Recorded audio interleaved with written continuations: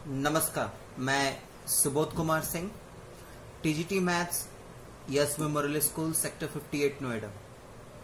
आज मैं coordinate geometry जो कि आपका एनसीईआरटी का चैप्टर 7 है, उसका लास्ट टॉपिक आपको पढ़ाने जा रहा हूं, एरिया ऑफ अ ट्राइंगल। ठीक है, तो आइए इसके फॉर्मूले को और उस फॉर्मूले के प्रूफ को पढ़ना स्टार्ट हम करते हैं। एरिया ऑफ ट्राइंगल बात क्या है, लेट सपोज कीजिए कि हमारे पास एक कार्टेशियन कोऑर्डिनेट सिस्टम दिया है और उस कार्टेशियन कोऑर्डिनेट सिस्टम में मैं सिर्फ और सिर्फ पॉजिटिव एक्स एक्सिस और पॉजिटिव वाई एक्सिस ही लूंगा। और क्यों लूंगा वो आपको पता है, क्योंकि एरिया ऑफ ट्राइंगल, एरिया एक स्केलर क्वांटिटी होती है और इस बात का ध्यान रखिएगा कि स्केलर क्वांटिटी कभी भी नेगेटिव नहीं हो सकता। ठीक है, तो मान लिया कि ये मेरा कार्टेशियन कोऑर्डिनेट सिस्टम है और इसमें मेरे पास एक ट्राइंगल है। ठीक, अब उस ट्राइंगल्स के मुझे कोऑर्डिनेट्स दिए हुए हैं x1 y1, b x2 y2 और c x3 y3। ये मेरे कोऑर्डिनेट्स दिए हुए हैं। अब मेरे से कहा जा रहा है क्या कि इस ट्राइंगल का आप एरिया निकालिए। तो इस बात का ध्यान रखिएगा, अगर आपको एरिया निकालना है, ठीक है, तो आपको ये फॉर्मूला आप यूज करेंगे।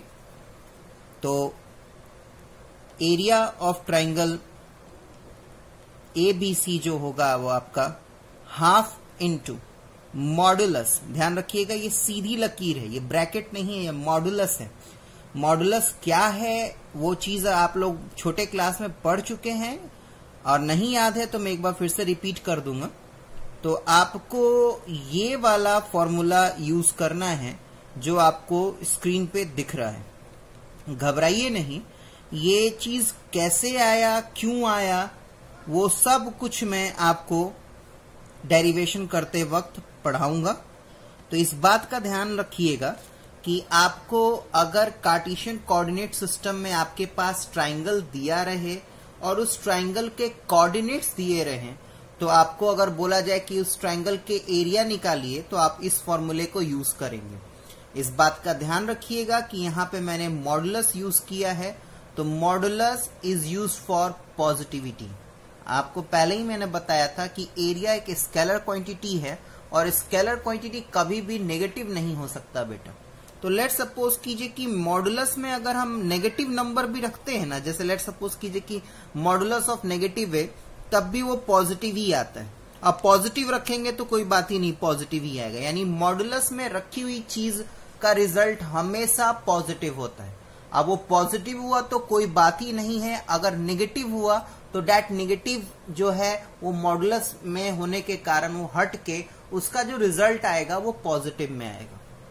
ठीक है, तो आइए सबसे पहले मैं आपको सिखाता हूं कि इस फॉर्मूले को आप किस ट्रिक से लिख पाएंगे। ठीक है, तो सबसे पहले आपको करना क्या है, आप यहां पे बिल्कुल फोकस कीजिएगा। सबसे पहले आपको करना क्या है, आपको x1 x2 x3 again x1 लिख देना, देन y1 y2 y3 और अगेन y1 लिखना है। आप बिल्कुल ध्यान से समझिएगा, मैं रेड पेन का यूज कर रहा हूं, बिल्कुल ध्यान से। सबसे पहले आपको लेफ्ट टू राइट जाना है, दिख रहा है आपको? सबसे पहले आपको लेफ्ट टू राइट जाना है। x1 y2 x2 y3 next x3 y1, इनका सम कर लीजिएगा। और सम करने के बाद फिर आप अगेन लेफ्ट टू राइट जाएंगे, लेकिन इस बार अपवर्ड की तरफ जाएंगे। जाना आपको लेफ्ट टू राइट ही है, राइट टू लेफ्ट कभी मत जाइएगा। सबसे पहले डाउनवर्ड जाना है। डाउनवर्ड में देख रहे हैं आप x1 y2 x2 y3 x3 y1। ठीक, और उसके बाद आपको अगेन लेफ्ट टू राइट जाना है और इस समय आपको अपवर्ड जाना है, यानी x3 y1 x3 y2 x1 y3। एक बार दोबारा से देखिए, x2 y1 x3 y2 x1 y3। तो इस तरीके से आप इस ट्रिक से इस एरिया ऑफ ट्रायंगल का आप फॉर्मूला आराम से याद कर सकते हैं। अब आइए चलिए हम डेरिवेशन की तरफ चलते हैं और पता करते हैं कि ये फॉर्मूला कहां से आया। ठीक है, उसके लिए मैं एक बार दोबारा से एक कार्टेशियन कोऑर्डिनेट सिस्टम बनाऊंगा। ध्यान से देखिएगा, पूरे डायग्राम को फोकसली आपको देखना है। कार्टेशियन कोऑर्डिनेट सिस्टम मैंने बनाया और इसमें सिर्फ और सिर्फ पॉजिटिव एक्स एक्सिस और वाई एक्सिस रखा। मैंने एक ट्रायंगल बना लिया बेटा,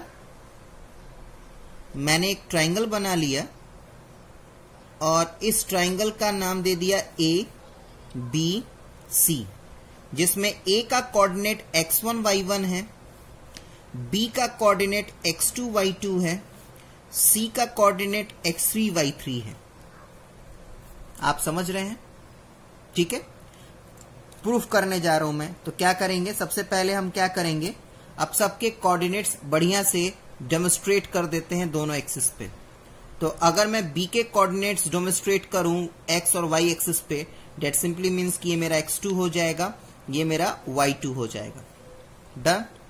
इन द सेम वे अगर मैं a के कोऑर्डिनेट्स को रिप्रेजेंट करूं x और y एक्सिस पे, तो अगेन ये मेरा x1 हो जाएगा, ये मेरा y1 हो जाएगा।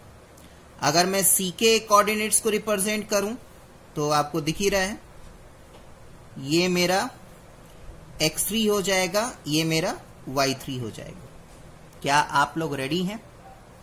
बस आपको कुछ नहीं करना, एक एक्स्ट्रा नाम और देना है। इसका नाम मैं दे दूंगा m, इसका नाम दे दूंगा मैं l, इसका नाम दे दूंगा मैं n। ठीक, सबसे पहले आप पहले क्लियर कीजिए कि क्या आपको ट्रेपीजियम का एरिया निकालने आता है।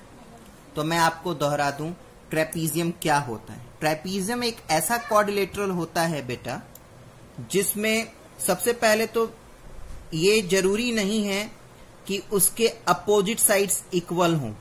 ठीक है, सबसे पहले ध्यान से सुनिए क्या है ट्रेपीजियम। जो है ट्रेपीजियम एक ऐसा क्वाड्रिलेटरल होता है जिसमें से कोई दो अपोजिट साइड्स पैरेलल होते हैं। एक पेयर, सिर्फ एक pair of opposite sides parallel होगा, बाकी का दूसरा पेयर नॉन पैरेलल होगा। जरूरी हो सकता है, ऐसा कोई जरूरी नहीं है कि कहीं अपोजिट साइड्स इसके इक्वल हो या ना हो।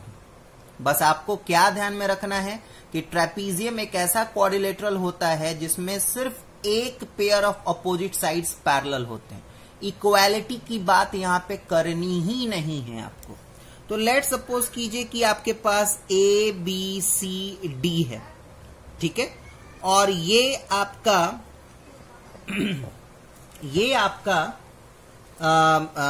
अपोजिट साइड्स हैं ए बी और सी डी, जो कि पैरेलल हैं, और एक मैंने आपको बना दिया ए एन जो कि परपेंडिकुलर है। तो एरिया ऑफ ट्रेपीजियम होता है बेटा, एरिया ऑफ ट्रेपीजियम होता है half into sum of parallel side, half into sum of parallel side, half into sum of parallel side into perpendicular distance. Perpendicular distance कह लीजिए या हाइट कह लीजिए। तो यानी अगर इस एरिया का मैं इस ट्रेपीजियम का एरिया निकालू तो डेट सिंपली मीन्स कि मुझे half into sum of parallel side यानी A B plus C D और इंटू परपेंडिकुलर डिस्टेंस यानी ए एन करना पड़ेगा। क्लियर है ट्रेपीजियम क्या होता है? तो चलिए अब सबसे पहले आपको ये सारा अगर डायग्राम क्लियर है तो सबसे पहले सबका मेजरमेंट कर लेते हैं। बीएम, बीएम क्या है बाबू? बीएम मेरा y2 है। डन। नेक्स्ट एएल, एएल क्या है बाबू? देखिए एएल मेरा क्या है? एएल मेरा y1 है। देन एमएल, एमएल ये है ना, तो यहां से लेके यहां तक x1 है, यहां से लेके यहां तक x2 है, यानी ये क्या हो जाएगा? x1 minus x2। Next CN, Cn मेरा सीधा सीधा हिसाब है Cn का, Cn मेरा y3 है। डन। नेक्स्ट ln, ln के लिए, तो ln के लिए क्या करना होगा मुझे, ln देखिए ये ln है, तो यहां तक तो आपका x3 है, साफ साफ दिख रहा है, और यहां तक l तक आपका x1 है, यानी पूरा निकालने के लिए मेरा x3 माइनस x1 हो जाएगा ln। नेक्स्ट मेरा mn है, mn, तो mn निकालना, तो o से लेके n तक का x3 है और om आपका x2 है, यानी ये कितना हो जाएगा x3 माइनस x2। डन। इतना क्लियर है। अब देखिए मैं यहां पे 3 ट्रेपीजियम का हेल्प लूंगा, 3 ट्रेपीजियम का हेल्प लूंगा। कौन कौन से ट्रेपीजियम का हेल्प लूंगा वो मैं आपको डेमोन्स्ट्रेट कर देता हूं। एक आपका ये वाला मैं ट्रेपीजियम लूंगा, दिख रहा है आपको। एक आपका ये वाला मैं ट्रेपीजियम लूंगा, साफ साफ दिख रहा है, बिल्कुल साफ साफ देख लीजिए। ABML मेरा ट्रेपीजियम है, बिल्कुल ध्यान से, बिल्कुल ध्यान से, जिसमें BM और AL पैरेलल है बाबू। सीधा सीधा हिसाब रखिए, मैं क्या कहना चाह रहा हूं बिल्कुल ध्यान से सुनिए। AL क्या है, AL आपको क्या पढ़ाया है, आपको पहला वॉल्यूम में मैंने कार्टेशियन कोऑर्डिनेट सिस्टम का सारा डिस्क्रिप्शन पढ़ाया था, और मैंने बताया था क्या कि AL क्या है, उसमें ध्यान से एक बार दोबारा से थ्योरी को पढ़िएगा, दोबारा से वीडियो को देखिएगा। तो AL is what, AL is basically the perpendicular distance of a point A from this x axis. On the other hand BM is the perpendicular distance of a point B from x axis. That simply means कि BM and AL both are perpendicular to x axis. अगर कोई line यहां पे मैं draw करूं, done, और 2 perpendicular इस पे ड्रॉ कर दूं, साफ साफ सुनिएगा मैं क्या कह रहा हूं। अगर मैं एक लाइन ड्रॉ करूं और 2 परपेंडिकुलर ड्रॉ करूं, परपेंडिकुलर आप समझ में आता ही है, 90 डिग्री की बात कर रहा हूं, तो मुझे उसके डिस्टेंस से कोई मतलब नहीं है बाबू, उसके डिस्टेंस से कोई मतलब नहीं है। ये दोनों परपेंडिकुलर आपस में पैरेलल होंगे। ध्यान से सुनिएगा, 2 लाइन पैरेलल हो, इस उस पे कोई डिपेंडेंसी नहीं है कि उन दोनों के बीच का डिस्टेंस क्या होगा बेटा, ठीक है। इस बात का ध्यान रखिएगा, 2 लाइन पैरेलल है तो उससे कोई मतलब नहीं है कि उनके बीच का डिस्टेंस क्या है, ठीक है। बस इस बात का ध्यान रखिएगा कि अगर 2 लाइन पैरेलल है, डेट सिंपली मींस कि इन दोनों के वो दोनों जिस लाइन से जुड़े हुए हैं वो उस लाइन पे परपेंडिकुलर होंगे, डेट से, ठीक है। तो ये आपका परपेंडिकुलर है, ये आपका परपेंडिकुलर है, यानी कहने का मतलब क्या है कि ABML में मेरा BM और AL जो होगा वो पैरेलल की तरह एक्ट करेगा, ठीक। और इन दोनों के बीच का परपेंडिकुलर डिस्टेंस क्या है, ऑब्वियसली ML है, दिख रहा है ना। अरे भैया BM और AL आपका पैरेलल लाइन हो गया, ठीक है। और एरिया अगर निकालना है तो sum of parallel line into perpendicular distance between parallel lines, तो AB और CD के बीच का परपेंडिकुलर डिस्टेंस क्या है, AN। In the same way BM और AL का परपेंडिकुलर डिस्टेंस क्या है, ML। डन। आगे बढ़े। नेक्स्ट आपका ट्रेपीजियम में लूंगा ये वाला, देखिए नेक्स्ट ट्रेपीजियम में लूंगा आपका ये वाला, जिसका नाम है ACNL, दिख रहा है ACNL। डन। चलिए, तो आंख बंद करके भी देखेंगे तो आपका AL और CN पैरेलल लाइन हो जाएगा, और LN क्या होगा, this is the perpendicular distance between AL and CN, 2 parallel lines. Done. 2 आपको पैरेललोग्राम ट्रेपीजियम दिख गए। एक लास्ट ट्रेपीजियम को थोड़ा फोकसली देखिएगा, यही टर्निंग पॉइंट है। ये आपका लास्ट ट्रेपीजियम होगा, दिख रहा है आपको, ये आपका लास्ट ट्रेपीजियम होगा, बढ़िया से देखिए, साफ साफ दिख रहा है, ये आपका लास्ट ट्रेपीजियम होगा, पक्का। क्या नाम है इसका, BMNC,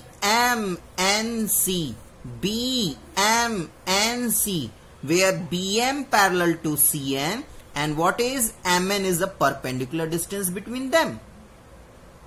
Done. तो आपको तीनों ट्रेपीजियम का पैरेलल लाइंस और परपेंडिकुलर क्लियर हो गया। Done.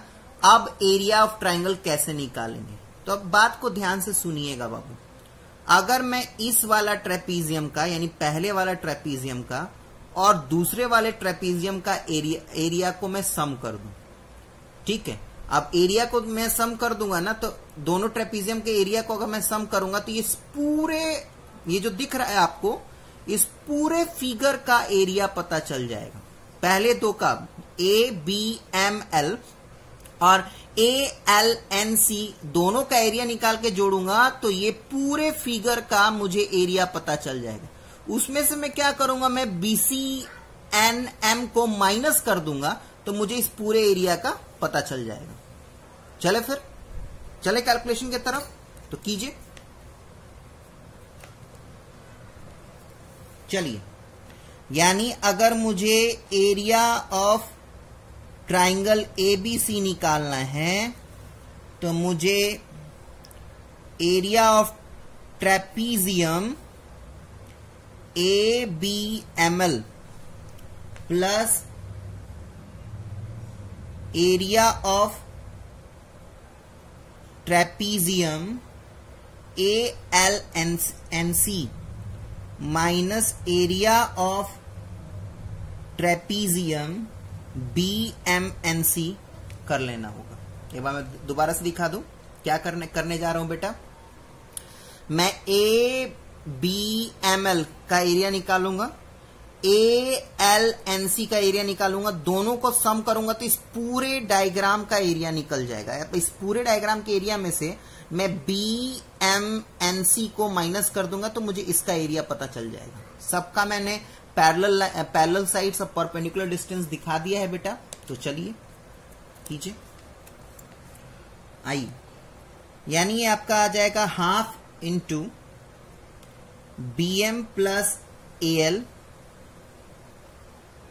ML plus half into AL plus CN into LN minus half into BM plus CN into MN।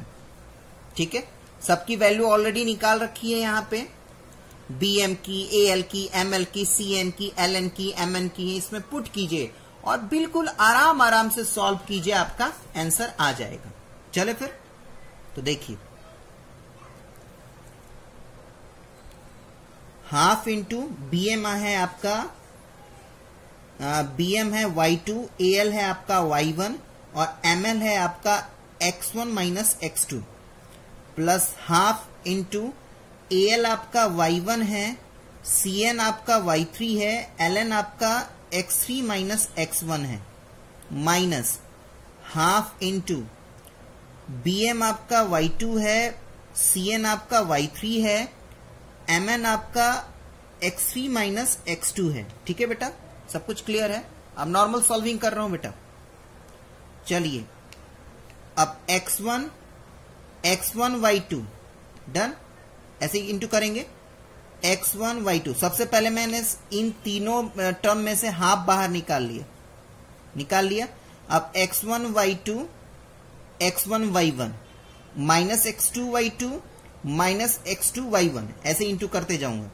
तो चलिए फटाफट करते हैं। X1 Y1 minus X2 Y2 minus X2 Y1 done, plus X3 Y1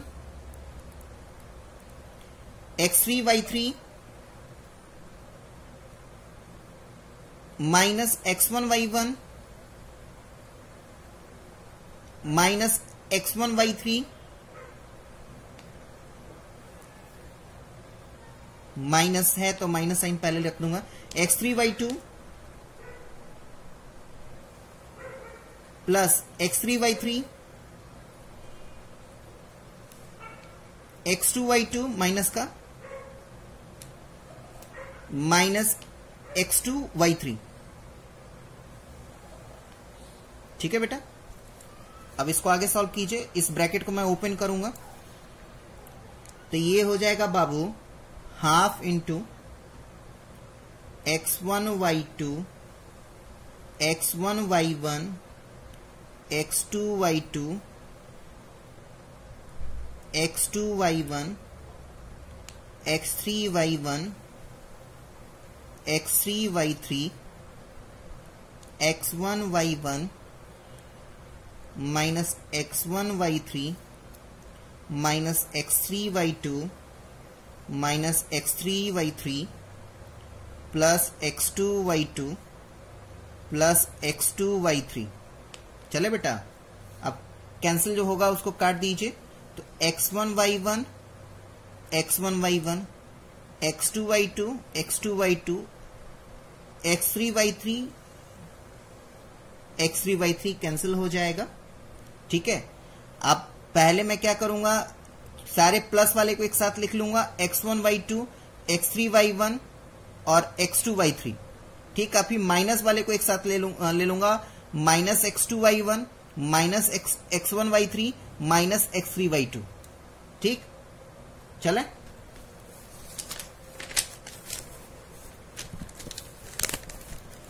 यानी मेरा क्या हो जाएगा, this implies area of triangle ABC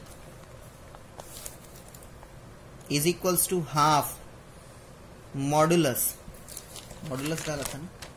हाँ बाबू, इस बात का ध्यान रखिएगा, यहाँ पे गलती से मैंने ब्रैकेट यूज किया है। आप लोग ब्रैकेट यूज नहीं करेंगे, मॉडुलस यूज करेंगे बाबू।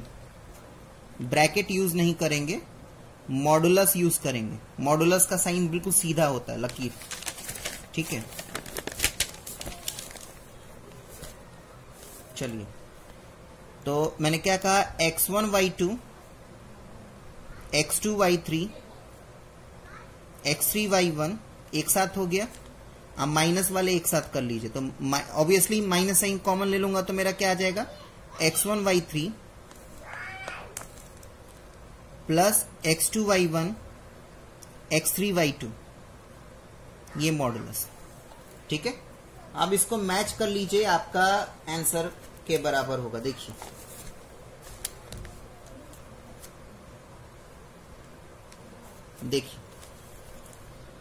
x1 y2 x1 y2 x2 y3 x3 y1, ये थोड़ा सा कोई बात नहीं, प्लस में चलता है। x1 y3 पहले लिख दिया, कोई बात नहीं, x2 y1 और x3 y2।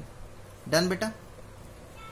तो जैसे ही ये फॉर्मूला आपको ध्यान में आ जाएगा, आप सबसे पहले क्या कीजिए, आगे बढ़ने से पहले मैं आपको हाथों हाथ एक क्वेश्चन करके दिखा देता हूं।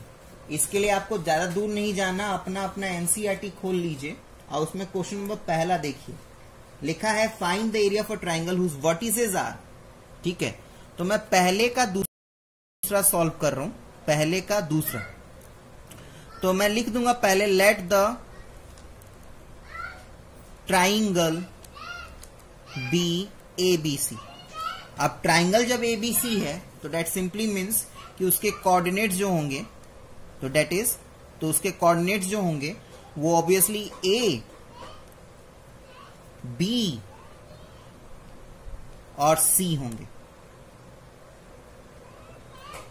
ठीक है बाबू, तो ऐसे ही इतना लिख लीजिएगा। अगर नहीं दिया रहे तो इतना थ्योरी में आपको लिखना है। Let the triangle be ABC, that is A जो है आपका -5 -1 है, B जो है आपका 3 - 5 है और C आपका 5 2 है।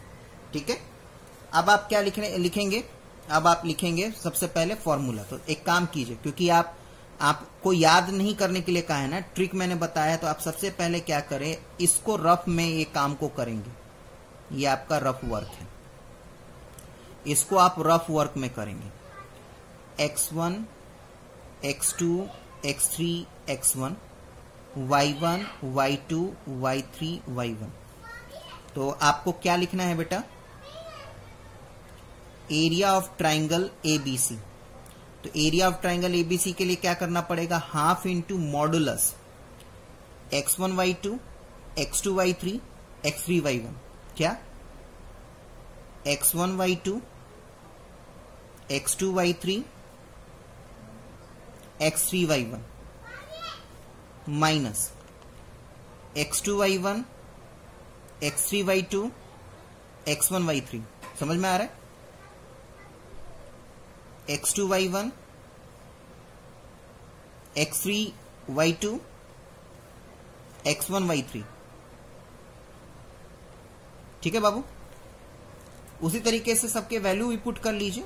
अब नॉर्मल सी बात है, अगर ये मेरा a है, ये सिंपली मींस कि ये x1 y1 की तरह काम करेगा, ये x2 y2 की तरह काम करेगा, ये मेरा किसकी तरह काम करेगा, x3 y3 की तरह। तो मैं लिख लूंगा सबसे पहले -5 -1, 3 -5, देन 5 2, देन अगेन -5 -1। समझ में आ रहा है ना? x1 x2 x3 लिख दिया, फिर y1 y2 y3 लिख दिया, फिर x1 y1 मैंने लिख दिया है। ठीक है, चले फिर तो देखिएगा, हाफ इंटू, चले देखिए 5 5 जा 25 माइनस माइनस आपका प्लस हो जाएगा, यानी 25, 3 2 जा 6, और 5 इंटू -1 -5। चलो है ना बेटा, आगे बढ़िए। दूसरा पेन यूज कर लीजिए, दूसरे कलर का पेन, ताकि ज्यादा समझ में आए। 3 इंटू -1 इज -3, 5 इंटू -5 सॉरी -25, और -5 इंटू 2 इज -10। ठीक, सॉल्व कीजिए। तो ये आपका सॉल्व करके आ जाएगा 26, और ये आपका सॉल्व करके आ जाएगा 38। माइनस का ब्रैकेट ओपन करेंगे तो माइनस माइनस प्लस हो जाएगा, यानी हाफ इंटू 64, डन, यानी आपका 32 स्क्वायर यूनिट्स। एरिया है ना, इसलिए स्क्वायर यूनिट्स डालना। ठीक है बेटा, नेक्स्ट जब आप थ्योरी पढ़ेंगे, ये आपका एरिया ऑफ ट्रायंगल कंप्लीट हुआ यहाँ पे। नेक्स्ट आप थ्योरी पढ़ेंगे तो आपसे कहा जाएगा क्या कि लेट सपोज कीजिए कि आपके पास क्वाड्रिलेटरल्स दिया है, कोई क्वाड्रिलेटरल दिया हुआ है, और A B C D दिया हुआ है, और इसके कोऑर्डिनेट्स भी दिए हुए हैं। अब आपको निकालना है एरिया ऑफ क्वाड्रिलेटरल। अब ध्यान रखिएगा, एरिया ऑफ क्वाड्रिलेटरल निकालना है और उसके कोऑर्डिनेट्स दिए हुए हैं, तो क्या कीजिएगा, या तो आप AC को ज्वाइन कर लेंगे या तो BD को ज्वाइन कर लेंगे। किसी एक डायगोनल को ज्वाइन करते ही आप देखेंगे क्या कि आपका दिया हुआ क्वाड्रिलेटरल दो ट्राइंगल्स में डिवाइड हो गया। कोऑर्डिनेट्स ऑलरेडी दिए हुए हैं। अब एक काम कीजिए, ACD का एरिया निकालिए, ABC का एरिया निकालिए और दोनों को जोड़ दीजिए, कहानी खत्म। ठीक है, तो इस टॉपिक से रिलेटेड क्या है, इस टॉपिक से रिलेटेड मेरे पास क्वेश्चन नंबर 4 है NCERT का, तो चलिए देख लीजिए। क्वेश्चन नंबर 4 NCERT का क्वेश्चन नंबर 4। तो ये आपका क्वाड्रिलेटरल हो गया, क्वाड्रिलेटरल का A23 B -4 -2 C -3 -5 और D क्या हो जाएगा 3 -2। ठीक, क्या है देख लीजिए सारे। क्वेश्चन नंबर 4 देखिए आपके पास क्या है। क्वेश्चन नंबर 4 लिखा है, find the area for quadrilateral whose vertices are taken in the order -4 -2। ठीक है, -3 -5 3 -2 एंड देन 2 3। डन बेटा, चले, क्लियर है, आगे बढ़िए। तो मैंने क्या किया, मैंने BD को ज्वाइन कर दिया। अब BD को ज्वाइन कर दिया, डेट मीन्स क्या कि मैं क्या करूंगा, ADB का एरिया निकाल लूंगा, डन। फिर BCD का एरिया निकाल दूंगा और निकालने के बाद सबको जोड़ दूंगा, मुझे आंसर पता चल जाएगा। चलो फिर, ठीक है बेटा, ध्यान रखिएगा। मैंने दिए हुए जो कोऑर्डिनेट्स थे उसको सेम ऑर्डर में लिया है। तो सेम ऑर्डर में बेटा या तो मैं -4 -2 -3 -5 3 -2 और 2 3, यही सेम ऑर्डर कहा जाता है। ठीक है, नेमिंग में कुछ भी मैं डाल सकता हूं। देखिए अपोजिट में भी चलिए तो 2 3 3 -2 -3 -5 -4 -2, तो नेमिंग में कुछ भी हो सकता है, ऑर्डर नहीं डिस्ट्रीब्यूट होना चाहिए। देखा ना आपने, मैं अगर यहां से भी चल रहा हूं तो मेरा ऑर्डर सेम है, यहां से भी चल रहा हूं तो मेरा ऑर्डर सेम होने का मतलब ये है क्या कि अगर -4 -2 के बाद -3 -5 देन 3 -2 है, तो ये वाला चीज यहां पे नहीं आना चाहिए। नाम कुछ भी हो सकता है, नाम मैं इधर ए हटा के यहां पे ए और यहां पे सी कर सकता हूं, तो उस पर मैटर मत कीजिएगा। ठीक है, चले आगे बढ़े। तो सबसे पहले मैं क्या करूंगा, मैं एक तो रफ कॉलम बना लेता हूं ताकि मेरे लिए इजी रहे। ये मेरा रफ वर्क हो जाएगा, इधर इतने दूर में मेरा रफ वर्क आराम से हो जाएगा, और इधर मैं एरिया निकाल लूंगा। तो एरिया ऑफ ट्राइंगल ABD निकालना है मुझे, ABD। तो उसके लिए क्या करना होगा, देखिए तो हाफ इंटू, तो A का कोऑर्डिनेट्स है 2 3, B का कोऑर्डिनेट्स है -4 -2, D का कोऑर्डिनेट है 3 -2 और A का कोऑर्डिनेट दोबारा से मैंने लिखा। तो चलिए 2 2 जा 4 -4, 2 2 जा 4 और -4, -4 इंटू 2 इज 8 और वो भी प्लस का 8, 3 3 जा 9 माइनस, देखिए -4 into 3 is -12, -3 into 3 into -2 is -6 और 2 2 जा 2 इंटू -2 इज -4। डन। इसको सॉल्व करेंगे बेटा तो ये आ जाएगा 35/2 स्क्वायर यूनिट्स। ठीक है, अब मैं लूंगा बेटा एरिया ऑफ ट्राइंगल BCD। ठीक, इसके लिए मुझे इसका कोऑर्डिनेट्स लेना पड़ेगा, तो इसका कोऑर्डिनेट्स लीजिए -4 -2 BCD, हाँ -3 -5 3 -2 एंड देन अगेन -4 -2।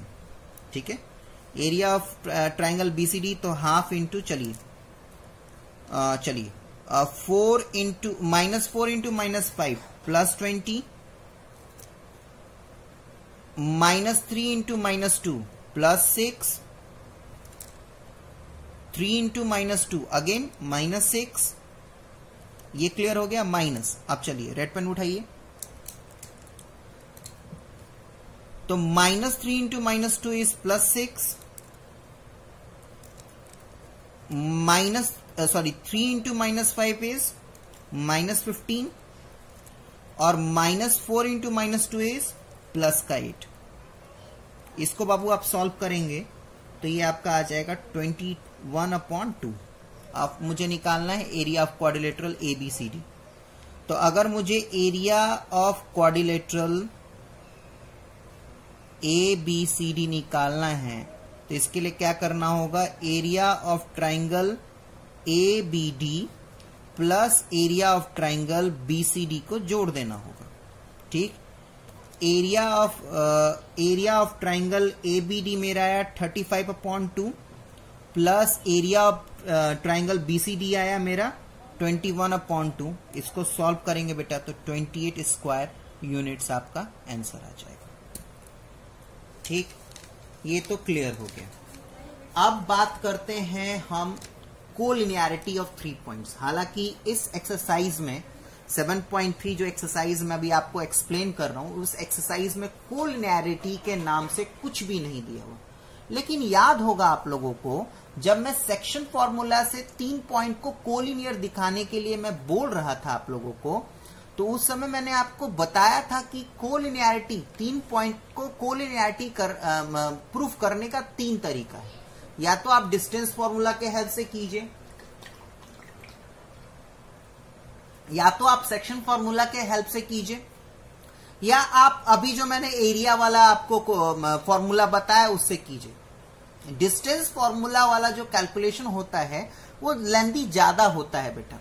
तो आप सेक्शन फॉर्मूला, अगर आपको पेपर में ये ना दिया हो कि दिए हुए 3 पॉइंट्स को कोलिनियर दिखाइए, कोई मेथड ना डिफाइन किया हो कि डिस्टेंस फॉर्मूला से निकालिए या सेक्शन फॉर्मूला से निकालिए या एरिया ऑफ अ ट्रायंगल के फॉर्मूला से निकालिए, तब आप आराम से या तो सेक्शन फॉर्मूला यूज कीजिएगा, नहीं तो एरिया ऑफ अ ट्रायंगल का फॉर्मूला यूज कीजिएगा, वो क्वाइट बेटर होगा आपके लिए। तो एक क्वेश्चन मैं अपने तरफ से सॉल्व करके आपको दिखा रहा हूं। बाई चांस आपके पास क्वेश्चन में आए, लेट सपोज कीजिए कि आपके पास पेपर में क्वेश्चन आया कि बताइए कि आपका पेपर में क्वेश्चन आया कि बताइए A2-2 B-38 और C-14, ठीक, क्या A2-2 B-38 और C आपका -14, ये 3 पॉइंट कोलिनियर होंगे या नहीं। तो मैंने क्या बोला, अगर कोई मेथड डिफाइन ना हो तो आप सेक्शन फॉर्मूला का यूज कीजिए, या अभी जो मैं एरिया ऑफ ट्रायंगल से इसको प्रूफ करने जा रहा हूं उसको प्रूफ कीजिए। बेसिकली मैं एरिया ऑफ ट्रायंगल मैं निकालूंगा। एरिया मैं लेट कर लूंगा कि let the given points be vertices of triangle ABC. मैं लेट कर लूंगा कि ये जो पॉइंट्स दिए हुए हैं वो आपके ट्राइंगल एबीसी के वर्टिसेस हैं। तो ऑब्वियसली मैं अगर एरिया ऑफ ट्राइंगल एबीसी निकालूंगा तो जो अभी मैंने फॉर्मूला पढ़ाया है उसको मैं यूज करूंगा, ठीक है। अभी कैलकुलेट करेंगे, और अगर ध्यान रखिएगा कैलकुलेशन कीजिए, और अगर आपका एरिया 0 हो गया तो आप लिखेंगे कि since the area of a triangle ABC is 0, ठीक, hence our hypothesis is wrong, और इसीलिए हमारा जो दिया हुआ पॉइंट्स है वो कोलिनियर होगा, वो ट्राइंगल का वर्टिसेस नहीं होगा। तो यानी अगर किसी भी 3 पॉइंट को अगर मुझे कोलिनियर दिखाना है तो एरिया ऑफ ट्राइंगल का फॉर्मूला यूज कीजिए और उसको 0 दिखा दीजिए, आपका काम हो जाएगा। तो सबसे पहले आप रफ वर्क में क्या करेंगे वो देख लीजिए। आप इस काम को आप रफ में करेंगे।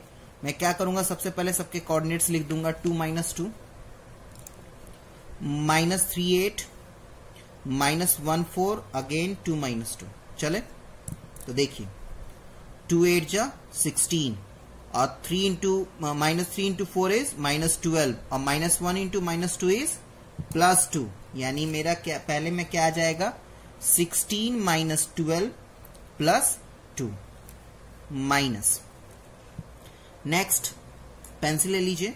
-3 into -2 is -6, sorry +6, -1 into 8 is -8, and 2 4 जा 8, यानी क्या आ गया आपका आंसर 6 - 8 +8, ठीक है। तो इसको सॉल्व करेंगे तो ये 6 - 6 यानी 0। तो अगर आपका एरिया ऑफ ट्राइंगल आपने 0 दिखा दिया तो आप सीधा सीधा बोलेंगे कि therefore our hypothesis is wrong and hence the given points will not be the vertices of the triangle but it is a collinear points. That's it. Clear है। अब चलिए बाकी जो बचे हुए एनसीईआरटी के क्वेश्चंस हैं उसको हम फटाफट काम करें और काम खत्म करें इस एक्सरसाइज का। सेकेंड क्वेश्चन में आइए। एनसीईआरटी का सेकेंड क्वेश्चन क्या करना है बाबू। सेकेंड क्वेश्चन में पॉइंट्स दिए हुए हैं। क्या पॉइंट है 8 1 K -4 और 2 -5, ठीक। मान लिया कि इसका पॉइंट का नाम दे देते हैं ABC। एक बार मैं फिर से चेक करूं। 8 1 K -4 2 -5, ये पॉइंट्स दिए हुए हैं और दिया हुआ है क्या कि ये कोलिनियर है। In each of the following find the value for K for which the points are collinear. Collinear कहने का मतलब क्या है कि अगर मैं इन तीनों पॉइंट्स के हेल्प से एरिया निकालूंगा तो एरिया मेरा 0 होगा, डेट्स इट। तो आइए बिना टाइम वेस्ट किए अपना और आप क्या करेंगे, उस फॉर्मूले पे पुट करके के का वैल्यू हमें निकालना है। तो चले फिर, तो ये काम आप रफ में कीजिएगा। तो ये हो जाएगा आपका 8 1 k -4 2 -5 अगेन 8 1। चले फिर, तो हाफ इनटू, चल रहे, देखिए रेड पेन, देखिए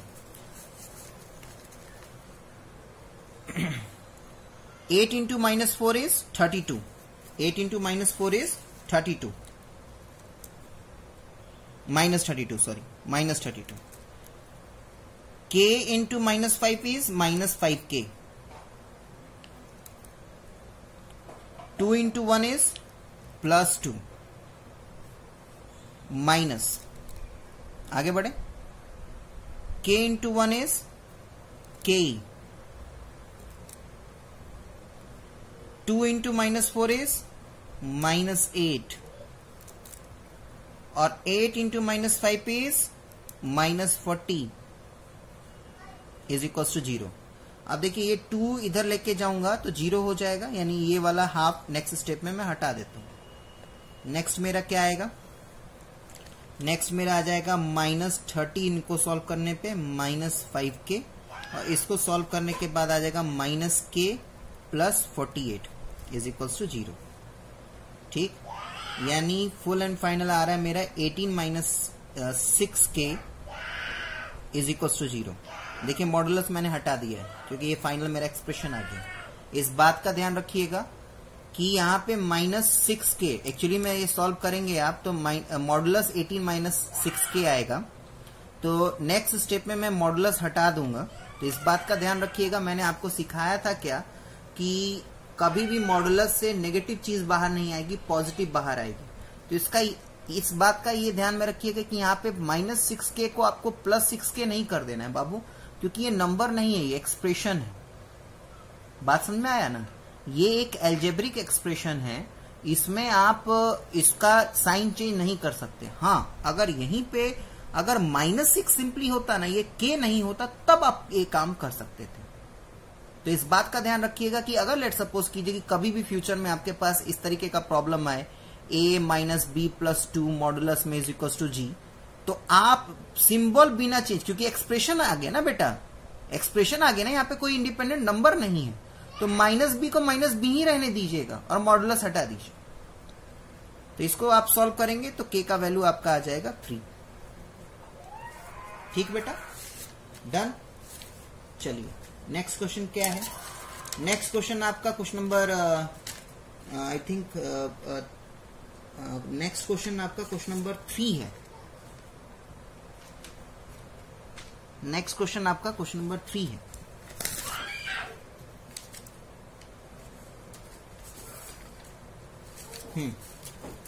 पढ़िए क्या है क्वेश्चन नंबर 3। क्वेश्चन नंबर 3 क्या है, पढ़िए।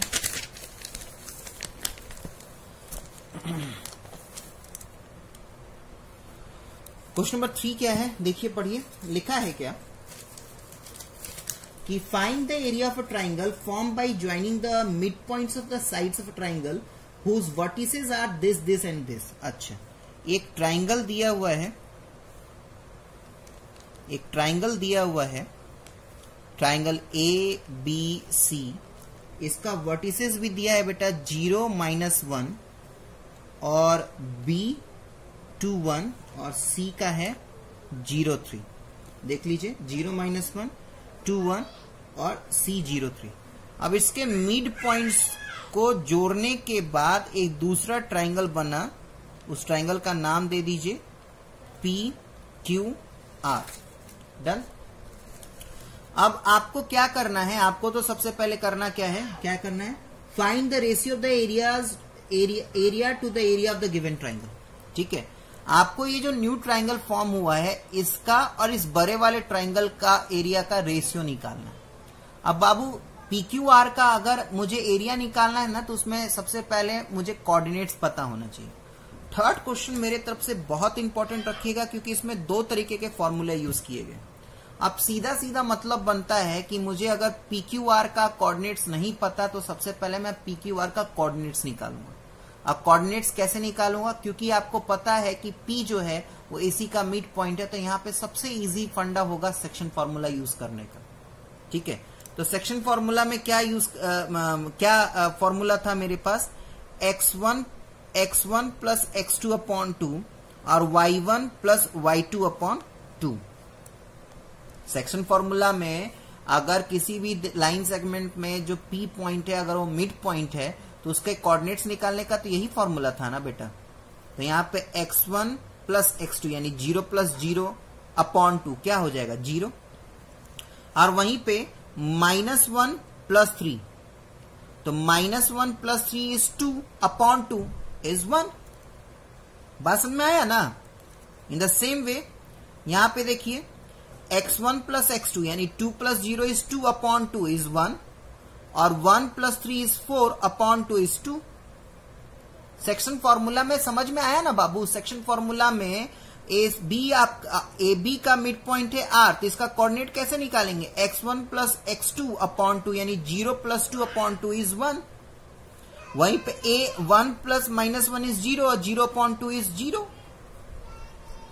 अब सबके कोऑर्डिनेट्स आपको पता चल गए। अब दोनों का एरिया निकाल दीजिए, एरिया निकाल के रेशियो निकालिए। तो एक काम कीजिए, सबसे पहले तो इधर मैं रफ वाला कॉलम बना लेता हूं इधर। तो रफ वाला कॉलम बना लिया और इधर मैं निकालूंगा एरिया ऑफ बड़ा वाला ट्राइंगल। तो एरिया ऑफ ट्राइंगल ABC निकाल लेता हूं मैं, एरिया ऑफ ट्राइंगल ABC।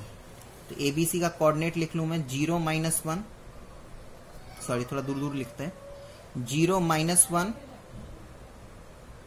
2 1 0 3, 0 -1 0 -1 2 1 0 3 0 -1। चले तो देखिए 0 into 1 is 0, 2 into 3 is 6 और 0 into -1 is 0 अगेन, यानी क्या आएगा 0 प्लस 6 प्लस 0 माइनस।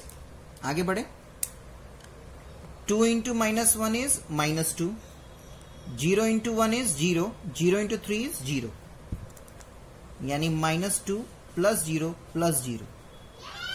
इसको सॉल्व करेंगे बाबू तो ये आएगा 4 square unit. Done. Area of triangle PQR निकाल लीजिए। उसके लिए मुझे क्या करना पड़ेगा, इसके कोऑर्डिनेट्स लिखने पड़ेंगे। ये हो जाएगा हाफ इंटू मॉडुलस।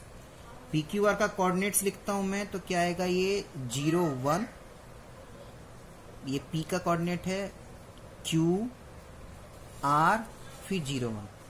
चले 0 into 2 is 0, 1 into 0 is 0, then 1 into 1 is 1, यानी इसका भी क्या आएगा मेरे पास 0 plus 0 plus 1 minus 1 into 1 is 1, 1 into 2 is 2, 0 into 0 is 0, यानी 1 प्लस 2 प्लस 0। इसको सॉल्व करेंगे बाबू तो ये आ जाएगा 1 स्क्वायर यूनिट्स। ठीक है, अब मुझे रेशियो निकालना है तो निकाल दीजिए। Area of triangle PQR upon area of triangle ABC। तो area of triangle PQR is 1 and area of triangle ABC is 4, यानी आपका रेशियो 1:4 है। ठीक है बाबू, बात समझ में आया। अब चलिए लास्ट क्वेश्चन है एक्सरसाइज का, क्वेश्चन नंबर 5।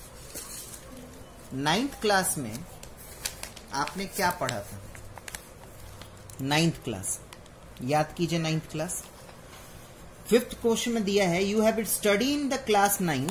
5th क्वेश्चन में दिया हुआ है you have studied in the class 9, you have studied in a class 9 that a median of a triangle divides into two triangles of equal area। अगर मैं एक triangle बनाऊं, triangle ABC, और इसका एक मीडियन बना दो, दिस वन इज D, तो मुझे पढ़ाया गया था 9th क्लास में कि ABC और AD अगर मीडियन है तो एडी ना इस दो पूरे ट्रायंगल को दो इक्वल एरिया में डिवाइड कर देगा। ये 9th क्लास में पढ़ाया गया था, ठीक है। अब मुझे इसी रिजल्ट को वेरीफाई करना है, इसी रिजल्ट को मुझे वेरीफाई करना है। कोऑर्डिनेट्स मुझे दिए हुए हैं। ए का कोऑर्डिनेट मेरे पास 4 - 6 है, बी का कोऑर्डिनेट मेरे पास 3 - 2 है और सी का कोऑर्डिनेट मेरे पास 5 2 है। अच्छा, एक चीज और मैं बताऊं, क्योंकि ट्राइंगल ए बी सी का एडी मीडियन है, दैट सिंपली मीन्स कि D is the mid point of B C.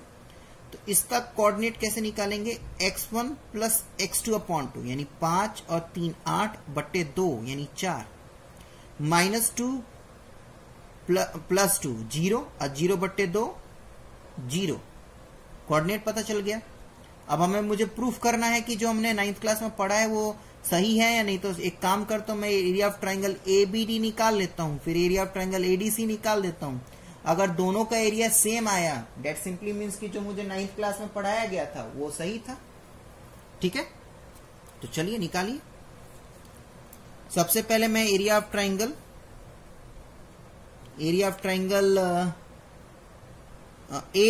A B D निकाल लेता हूं।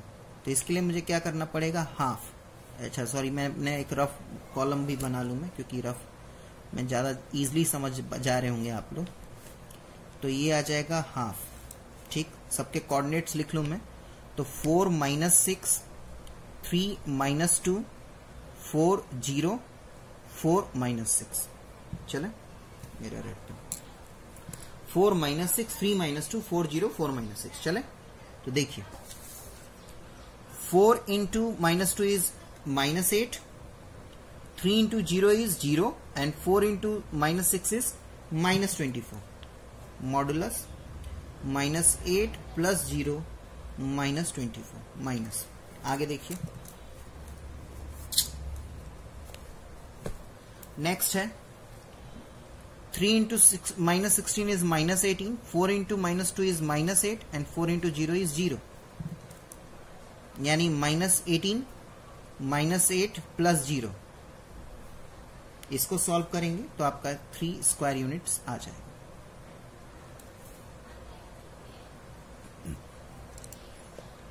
Next, area of triangle A D C. चले कोऑर्डिनेट्स लिख लूं मैं। 4 - 6 4 0 5 2 देन अगेन 4 - 6। चले आगे बढ़े। 4 × 0 is 0, 4 2 = 8, देन 5 × -6 is -30, यानी ये आ जाएगा बेटा half into 0 + 8 - 30 minus 4 × -6 is -24, 5 × 0 is 0, 4 × 2 is 8, यानी आपके पास आ गया -24 + 0 + 8। ठीक है बाबू, इसको भी सॉल्व करेंगे तो आपका 3 स्क्वायर यूनिट्स आ जाएगा। तो इस तरीके से आपने दोनों ट्राइंगल का एरिया इक्वल दिखा दिया। डेट सिंपली मीन्स कि जो भी आपने छोटे क्लास में पढ़ा 9th क्लास में कि आपका ट्राइंगल का एरिया का मीडियन ट्राइंगल के दो इक्वल एरिया में डिवाइड करता है, वो सही है। डन। यहां पे आपका एनसीईआरटी का 7.3 एक्सरसाइज खत्म हुआ। ठीक है बाबू, अब इस बात का ध्यान रखिएगा कि अभी आपके पास सिर्फ और सिर्फ ऑप्शनल एक्सरसाइज रह गया है। उसका एक्सप्लेनेशन मैं आपको नेक्स्ट वीडियो में डिस्कस करूंगा। एक्चुअली मैं एक्सरसाइज 7.1 का क्वेश्चन नंबर 8 जो है ना, वो बहुत बच्चों को थोड़ा उसमें प्रॉब्लम हो रहा था, इसलिए मैं उसको इस वीडियो में डिस्कस कर लेता हूं। 2 मिनट का और टाइम लगेगा। ठीक है, उस क्वेश्चन में था क्या, उस क्वेश्चन में अगर आप लोग के पास बुक है तो आप लोग एक्सरसाइज 7.1 क्वेश्चन नंबर 8 पढ़ लीजिए। 7.1 क्वेश्चन नंबर 8 में दिया था कि find the value of y for which the distance between the points P and Q। P और Q कोई पॉइंट है और उसके कोऑर्डिनेट्स दिए हुए 2 - 3 और Q का कोऑर्डिनेट है 10 और y। डन। अच्छा, इसका जो डिस्टेंस दिया है वो 10 यूनिट है आपको y का वैल्यू निकालना। ठीक, चले डिस्टेंस फॉर्मूला लगाइए। तो डिस्टेंस फॉर्मूला है आपका x2 माइनस x1 का square plus y2 minus y1 का स्क्वायर। अब देखिए ये स्क्वायर रूट कहां से आया बेटा, इस स्क्वायर रूट को इधर लेके आएंगे ना, तो ये PQ का स्क्वायर हो जाएगा। आपको बात समझ में आ रहा है मैंने क्या कहा, ये आपका PQ का स्क्वायर हो जाएगा। यही चीज स्क्वायर को इधर लेके आते तो स्क्वायर रूट में आता है ना, तो मैंने इस रूट को यहां इधर कर दिया, LHS की तरफ ट्रांसफर कर दिया, तो ये स्क्वायर बन गया। वही इन द सेम वे यही स्क्वायर को हम RHS में ट्रांसफर करते तो रूट में चेंज हो जाता है। अब सबकी वैल्यू पुट कीजिए, तो ये आपका 10 हो गया, x2 माइनस x1 यानी 10 माइनस 2 का स्क्वायर, y2 माइनस y1 यानी y प्लस 3 का स्क्वायर। अब इसको फटाफट सॉल्व कीजिए,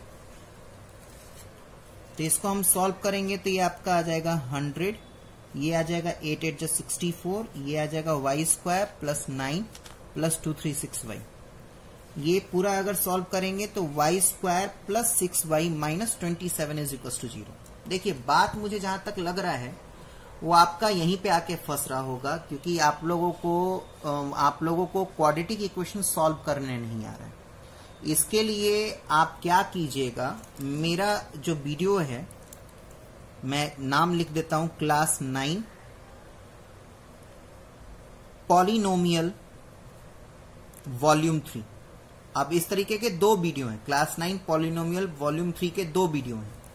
एक के डिस्क्रिप्शन में देखिएगा, उसमें लिखा होगा एनसीईआरटी एक्सरसाइज 2.3, और एक के डिस्क्रिप्शन में आपका लिखा होगा थ्योरेटिकल